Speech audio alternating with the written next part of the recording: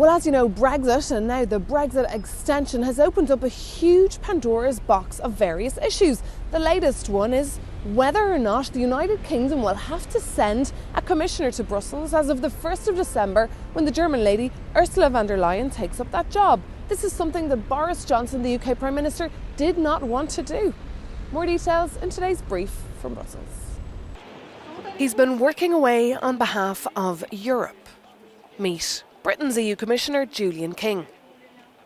The end of his mandate is now days away, or weeks, or maybe months. It all depends on two things: Brexit and the start of the new European Commission. In other words, nobody knows at this point. Maybe that's why he's been using humour when posting pictures on Twitter, saying that it could probably be his last outing with a fellow commissioner. The thing is, the extension deal the EU struck with the UK means London must nominate a new commissioner if the country is still an EU member the moment the new Commission takes over.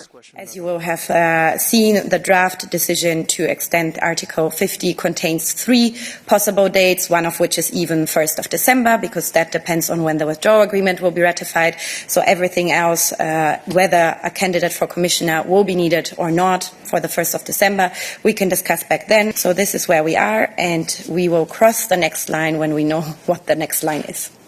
And if one of the next lines was actually London asking Julian King to carry on in his post, he would have to have another public hearing at the European Parliament like the one he went through back in 2016 after the Brexit referendum.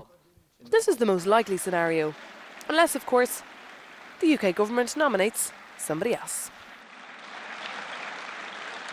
And sticking to the topic of the incoming European Commission, the French nominee Thierry Breton has been getting his house in order to pass the test.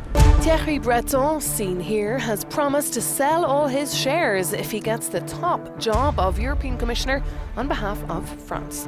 The 64-year-old businessman is also the CEO of the computer company Atos and doesn't want to be seen to be having any conflict of interest. His shares are worth around 34 million euros. And finding a common European stance on migration, the ongoing goal of EU leaders, and one being addressed this week by some of their interior ministers at the G6 meeting in Munich. No major announcements are expected, but rather disagreements between Poland, France, Germany, the UK, Italy and Spain.